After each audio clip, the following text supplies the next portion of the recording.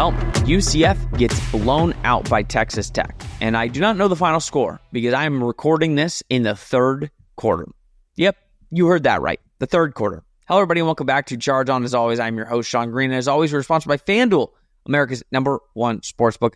Guys, I say it every week, I say it every pod. FanDuel is the best place to place any bets on any sport this season, whether that be college football, college basketball, NBA, NHL, anywhere you want, FanDuel is the place to do it. They have the best lines imaginable, the best prop bets.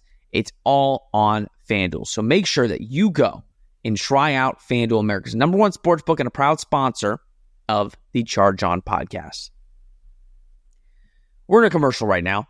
I did the live watch along. We ended that early. As you see, it's like I'm watching TV. I put the light on, but TV is going.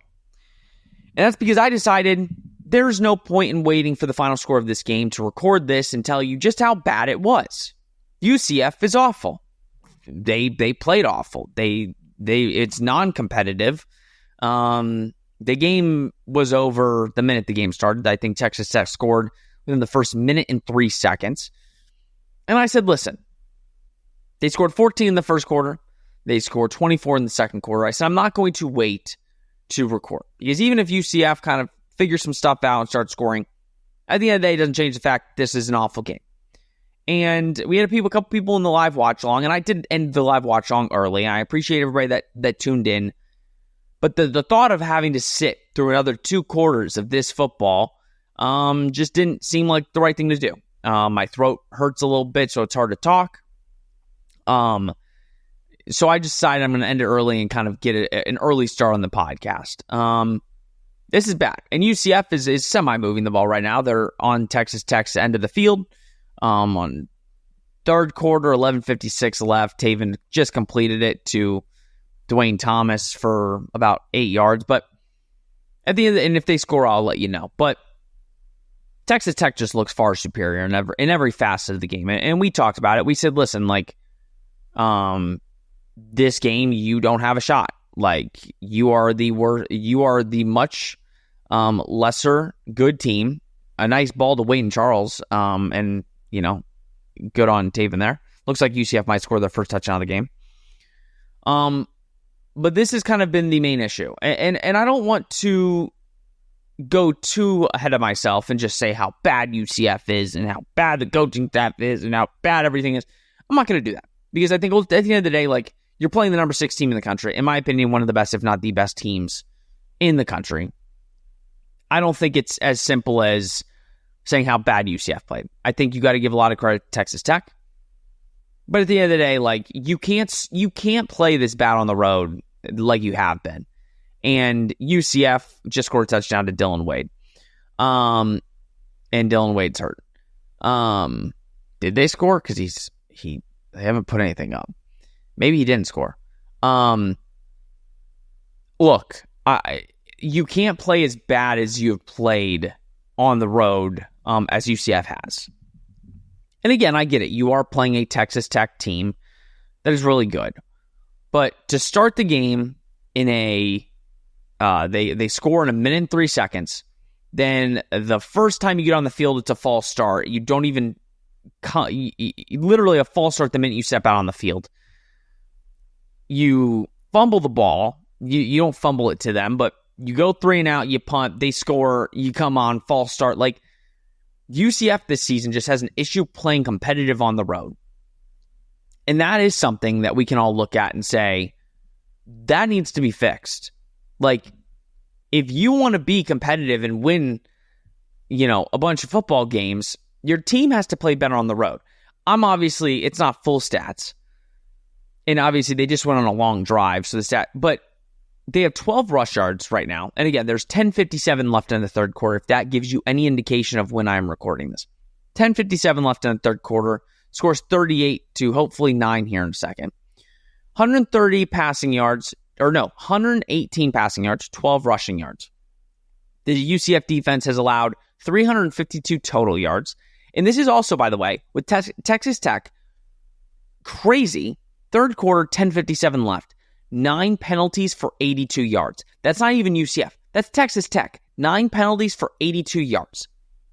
Like, they're making a million more mistakes, but yet it doesn't even matter. It doesn't even feel like they had 9 penalties because they're absolutely just beating the brakes off of you. They've run it 16 times for 118 yards and 4 touchdowns. They've thrown Baron Morton 14 for 20, 149 and a touchdown because simply it's just easy. It's just easy. Like, unfortunately, I know, and this is why, like, we're not here to, like, pound in UCF. Like, that's not what I'm trying to do. What I'm trying to say is this is just not competitive at all. Like, there's not one point today where I'm watching UCF play against Texas Tech and saying, hey, they showed some fight, or maybe right there when they just scored the touchdown, or they look competitive. They look like they're supposed to be on the same field. No, Texas Tech is just toying with UCF at this point. They put in their backup quarterback in the second quarter because they're basically just resting Morton. That's embarrassing. They put a linebacker in to get their second touchdown. Rodriguez, who really good player. But he scored their second touchdown. That's how embarrassing it is. They're putting a defensive player to get you a touchdown. Or to get them a touchdown. It's embarrassing. And we expected this. And there's no two ways about it. Like I said on multiple shows. Not just my show, but I went on Fox Local. I went on 96.9 The Game. And then on our show. And I said, look, UCF is going to get blown out here. No two ways about it. And my final score prediction was 34-10. It's 38-9, and there's still 10 minutes left in the third quarter. Like, stuff like that is where you look at yourself in the mirror and you say, UCF has such a long way to go. Such a long way to go. And is that discouraging? Sure. Is it discouraging to get the belt against a team like Texas Tech? Yes. But at the same time, you do have to look at it and say, okay, what needs to happen? You need to win next week. Because I think right now, because you're just playing the upper echelon of the Big 12 these final 3 weeks, you need to beat the team that you're supposed to beat. You need to go beat in Oklahoma State. If you lose to Oklahoma State, it is about as bad of an end of season as you can have. Because then you're going to get the brakes beat off you against BYU. You're going to end the season on like a 4 or 5 game losing streak. You're going to have 4 wins, same as you did last year. And there's going to be no confidence. You need to go and beat Oklahoma State next week. Then you need to figure out in the portal, you need to figure out, and you need to be able to, just like you did this season with the defense, and I'll be honest, the defense has a lot of guys out. Like, so it's one of those things where defense has a lot of guys out. You're missing a couple starters on offensive line. The skill position players are just not good enough. And the quarterback's just not good enough for your system. The defense being a couple guys, important guys down does not help. But at the end of the day, you gave up 38 points in a half. And I'm not blaming the defense because the defense has played exceptional for most of the year. But you need to go into the portal and identify, number one, the quarterback that's going to be your guy. And not just identify, oh, well, this could be the guy. No. If you're going to go pay a bunch of money to a guy, he needs to be the guy. Like, right now, I see a running back that's is about to probably score. You got a Texas Tech running back that just brought it down to 25. Defenders just giving up, like not really running hard. And I think for quarterback, you need to do what you did on the defense. You need to identify the right guy for you and for your offense. And I think this is all learning for Scott Frost this year and learning, okay, what do we need to be successful next year? That's what it is.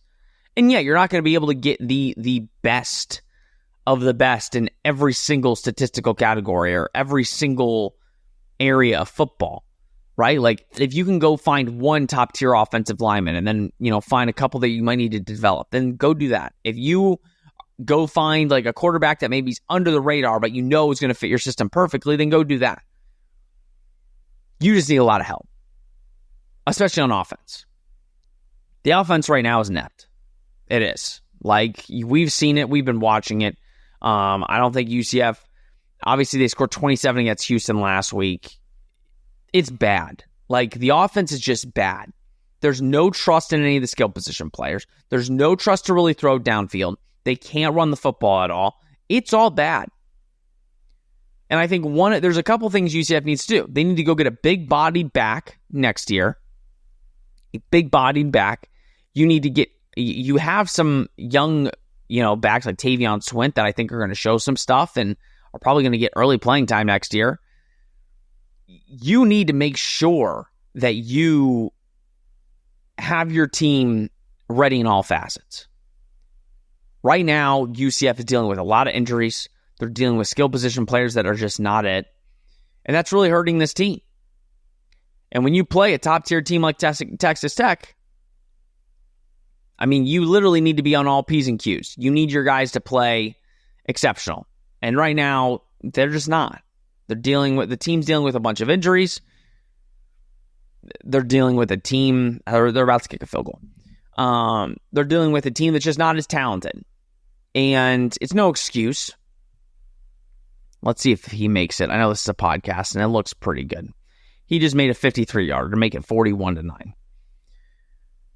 It's kind of weird doing this while the game is still going on, but I just can't. I'm not going to wait until this game's over to waste the rest of my night. The next 2 weeks are going to be, next week is going to be a little bit fun because it's a game that you think UCF can win. But man, I mean, this is the lowest of the low. Not even being a little bit competitive with a team that, yes, you have no business being competitive with, but to show really no signs of life here, make it a little bit more challenging and make it a little bit more harder to sell to people, to say, come here and come to UCF and we're going to do some special things. Not that I don't think Scott Frost can do it. I think these are all learning lessons for Scott Frost, especially going into this offseason of what do they really need? What do they need? Wide receiver, I think, is a big one. I don't think you have any game changers at wide receiver. Wade and Charles, I think, can be that. He's just too young. And I think getting him these reps this season was important. And I think he'll be a lot better next year. You have no game changers at receiver. And I don't necessarily just blame the receivers. There's a little bit of Scott Frost there too. I think in the last couple of weeks, there's been some play calls that I just don't think work that well. But I think he does not trust the guys that he has to throw downfield. There's a lot of guys. And I'm not going to make this podcast 20 minutes. We're probably going to end here shortly because at this point, you don't need to watch Sean Green talk about UCF getting whooped by the number 6 team in the country. So next week I think will be a lot more fun because there's a chance UCF could win their 5th game, have an extra win on the record than last season. But this is not fun. It's not fun to hop on here and have to talk about a game in the 3rd quarter that was a blowout and that you had no business being in. They're having a backup quarterback that came in the 2nd quarter because there's no fear they're losing this game. But again, here is the I guess you could say positive. Let's look at the games that Texas Tech has played. They won 67-7, 62-14, 45-14, 34-10, 35-11, 42-17. They lost to Arizona State. Then they won 42-0, 43-20, 29-7, and right now it's 41-9. So, in terms of defense, not great. Not great. But also the offense hasn't helped them and given them short fields, and they've had a short field basically all day. But guys, this is where I completely get it. I completely understand it. This is rough. This is not fun. This is a hard watch. And I understand it. I get it.